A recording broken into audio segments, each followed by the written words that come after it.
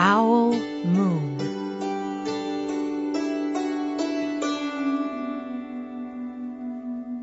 It was late one winter night, long past my bedtime, when Pa and I went owling.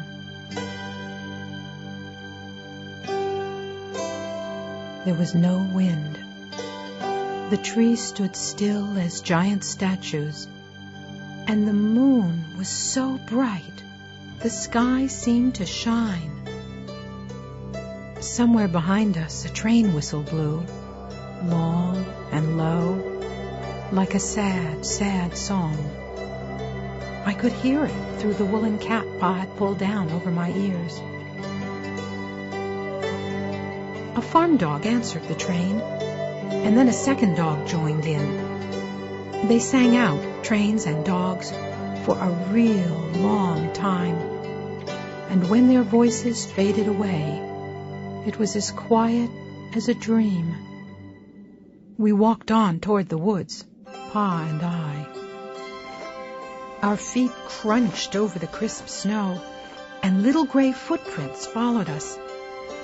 Pa made a long shadow, but mine was short and round. I had to run after him every now and then to keep up, and my short round shadow bumped after me. But I never called out. If you go owling, you have to be quiet. That's what Pa always says. I had been waiting to go owling with Pa for a long, long time. We reached the line of pine trees, black and pointy against the sky, and Pa held up his hand. I stopped right where I was and waited.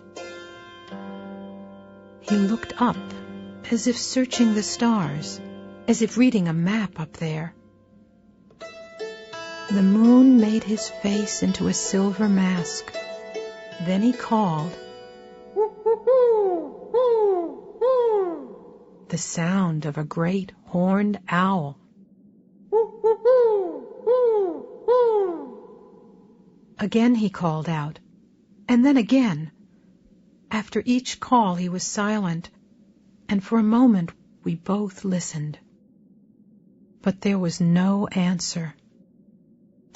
Pa shrugged, and I shrugged. I was not disappointed. My brothers all said, sometimes there's an owl, and sometimes there isn't. We walked on. I could feel the cold, as if someone's icy hand was palmed down on my back, and my nose and the tops of my cheeks felt cold and hot at the same time. But I never said a word.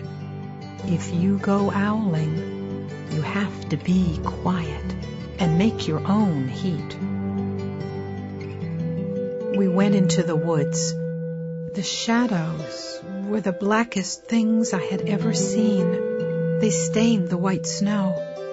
My mouth felt furry, for the scarf over it was wet and warm. I didn't ask what kinds of things hide behind black trees in the middle of the night. When you go owling, you have to be brave.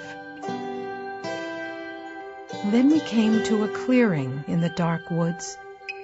The moon was high above us.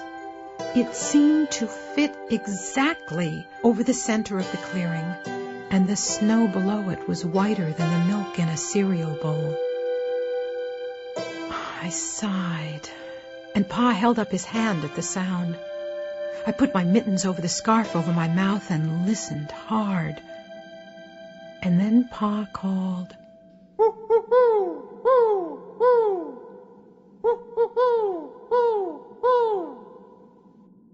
I listened and looked so hard my ears hurt and my eyes got cloudy with the cold.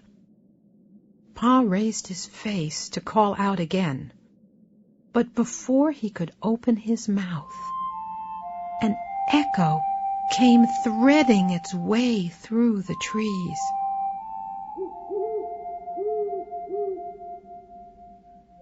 Pa almost smiled. Then he called back,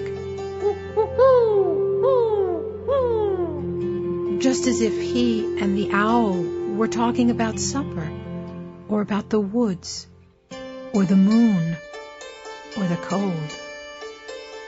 I took my mitten off the scarf off my mouth, and I almost smiled too. The owl's call came closer, from high up in the trees on the edge of the meadow. Nothing in the meadow moved. All of a sudden, an owl shadow, part of the big tree shadow, lifted off and flew right over us. We watched silently, with heat in our mouths, the heat of all those words we had not spoken. The shadow hooted again.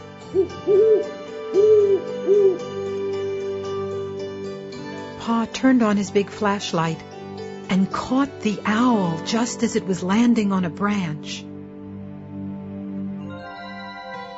For 1 minute, 3 minutes, maybe even 100 minutes, we stared at one another.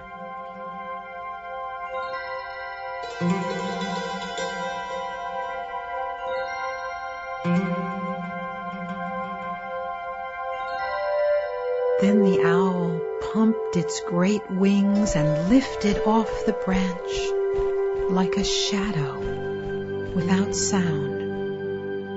It flew back into the forest. "Time to go home," Pa said to me. I knew then I could talk. I could even laugh out loud. But I was a shadow as we walked home.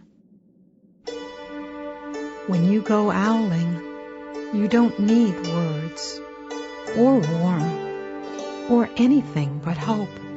That's what Pa says. The kind of hope that flies on silent wings under a shining owl moon.